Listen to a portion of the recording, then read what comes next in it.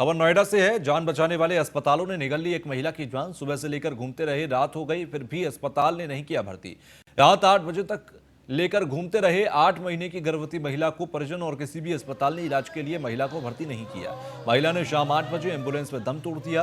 परिजन आधा दर्जन अस्पतालों पर इलाज नहीं करने का आरोप लगा रहे हैं। गाजियाबाद की घोड़ा कॉलोनी की रहने वाली थी ये महिला और डीएम ने गर्भवती महिला की मौत के दिए जांच के आदेश।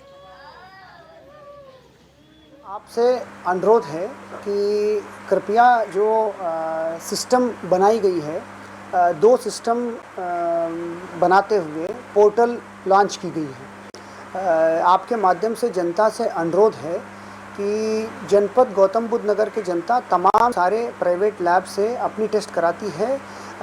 ICMR से एक्रेडिटेड लैब जनपद गौतम बुद्ध नगर में है, दिल्ली में है, फरीदाबाद में है, गुड़गांव में है, अन्य जगहों पे है। अतः लैब्स को तो कहा ही गया है कि अगर कोई सूचना है कोरोना पेशेंट्स के बारे में उसको तत्काल उपलब्ध कराएं।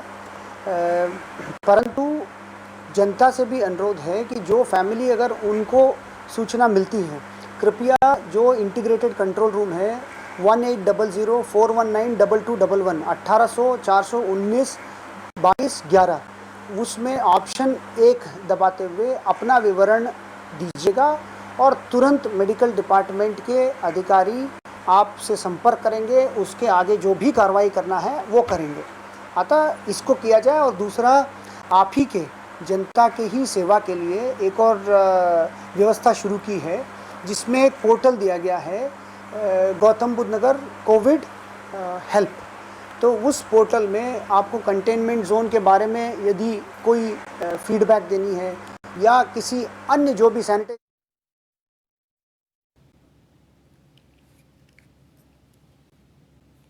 हमारे साथ यूपी महिला आयोग की अध्यक्ष जुड़ गई हैं विमला बाथम जी फोन लाइन पर। विमला जी, बहुत बहुत स्वागत आपका न्यूज़ 1 इंडिया में। जी जी विमला जी, जो मामला सामने आया आपके भी संज्ञान में होगा, किस तरह से एक गर्भवती महिला कई अस्पतालों में घूमती रही, उसको इलाज नहीं मिला। ये किस तरह से ट्रीटमेंट हो रहा है, किस तरह से स्वास्थ्य सेवाएं बेहतर हो रही हैं? ये बहुत सब बात है कि नोएडा जैसे शहर में हाईटेक सिटी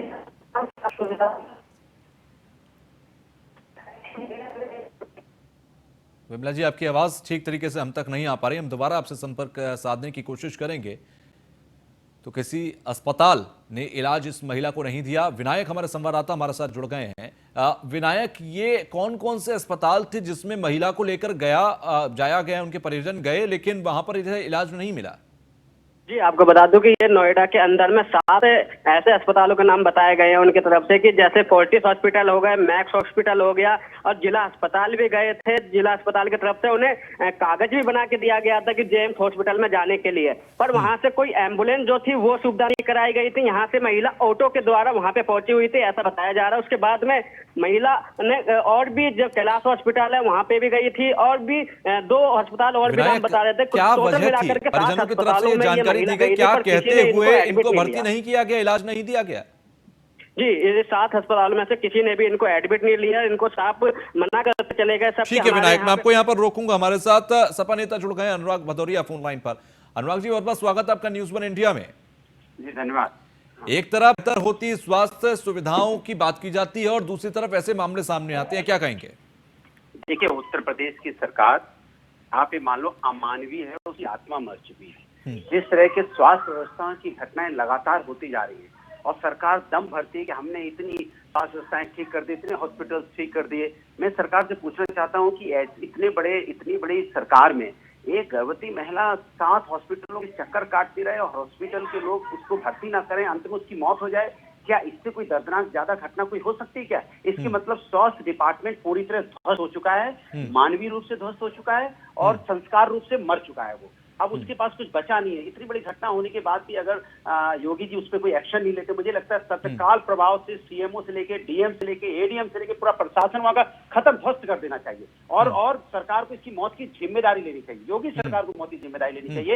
एक व्यक्ति की मौत नहीं है, 2 व्यक्तियों की मौत हुई है और कोई छोटी बात नहीं है। भारतीय जनता पार्टी कहती थी रामराज ही रामराज आएगा, महिलाओं के साथ इस तरह का व्यवहार होगा। जो हम लोग को जन्म देती हो माँ, वो बेचारी तड़प के मर जाएगी और हम लोग बैठ के उस पर राजनीति करेंगे। हम बात करेंगे तो बीजेपी वाले आके उसको कटाक्ष करने के लिए आएंगे। इसमें कटाक्ष की जरूरत ही कहाँ है? इसमें तो सिर्फ एक ही जरूरत है कि सरकार मांग ले कि मुझसे गलती हुई और सरकार सस्पेंड करे, टर्मिनेट करे ऐसे लोगों की जिसकी वजह से घटना हुई है, क्योंकि एक माँ की मौत हुई है, अपने बच्चे के साथ हुई है और माँ की अनुराग जी, ऐसे बहुत हमारी सारे आपकी मामले सबकी हैं, ऐसे बहुत सारे मामले हैं। उत्तर प्रदेश की का एक मामला सामने ये है, इसके अलावा आप दिल्ली चले जाइए, आप दूसरे राज्यों में चले जाइए, हर जगह स्थिति यही है। क्या कोरोना काल में दूसरे मरीज जो हैं, कोरोना के दूसरे जो मरीज हैं, इसके अलावा उनके साथ कहीं ना कहीं अन्याय हो रहा है?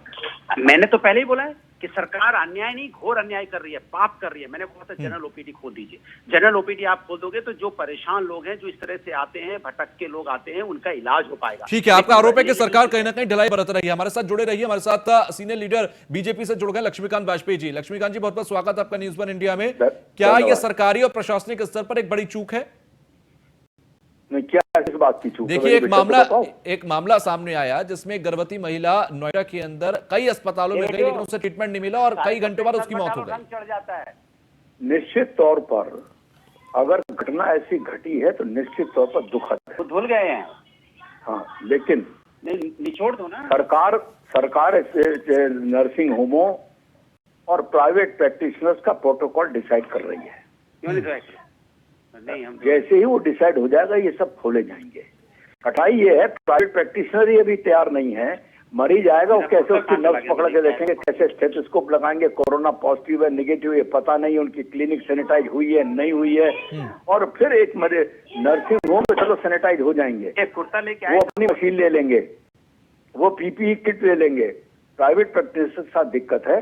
जहां तक एम्बुलेंस न मिलने की बात है, मैं केवल इसको जांच का विषय मानता हूं, इसलिए कि एम्बुलेंस की कॉल अगर कोई करता है, मिस्टर XYZ कोई और प्रदेश के किसी जिले से, किसी गांव से, वो सीधे लखनऊ नोट होती है ऑटोमेटिक कंट्रोल से और सीधे तुरंत 4-5 मिनट के भीतर। लक्ष्मीकांत जी, लेकिन समस्या वहां पर आती है कि ये सारी चीजें समझने और समझाने के लिए गया है नहीं गया है। जी, मैं यही कह रहा हूँ कि ये सारी चीजें समझने और समझाने में बड़ी अच्छी लगती है। लक्ष्मीकांत जी, सवाल है मेरा, जी देखिए, सवाल मेरा ये है कि तमाम अस्पतालों के अंदर ये लोग घूमते रहे। बहुत से ऐसे लोग होते हैं जिनको इतनी जागरूकता नहीं होती है, और उस स्तर पर जब अस्पतालों की तरफ से, वैसे ही वो एक ऐसे क्रिटिकल सिचुएशन में होते हैं और वहां अस्पतालों का ये रवैया हो, तो क्या एक ऐसा माहौल नहीं बनना चाहिए कि अस्पतालों पर इतना नियंत्रण हो कि अस्पताल इस तरह की घटना ना करें? निश्चित तौर पर अस्पतालों ने जिन्होंने मरीज नहीं लिए हैं उनके खिलाफ भी अगर ये कंप्लेंट करें तो कार्रवाई होनी चाहिए।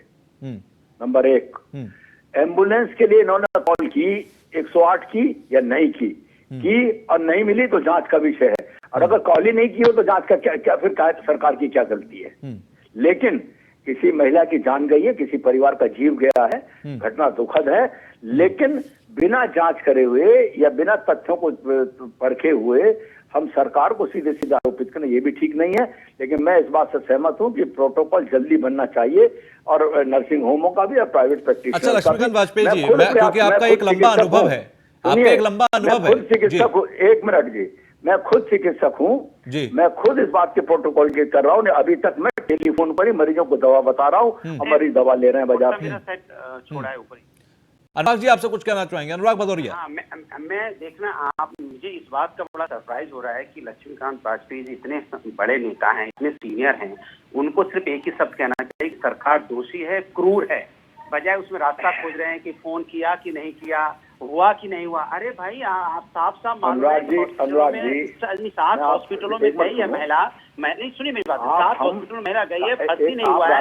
एक राजनीतिक दल के कार्यकर्ता हूं, मैं एक राजनीतिक दल का कार्यकर्ता हूं। चलिए, आप दोनों का बहुत बहुत शुक्रिया सर, आप दोनों का बहुत बहुत शुक्रिया हमसे बात करने के लिए, समझने के लिए इस मुद्दे को। लेकिन सवाल ये है कि इस तरह से कब जाने जाएंगी तो एक बड़ा सवाल सिस्टम पर जरूर खड़ा होगा। एक छोटा सा ब्रेक यहां पर ले रहे हैं, ब्रेक के बाद फौरन लौटेंगे।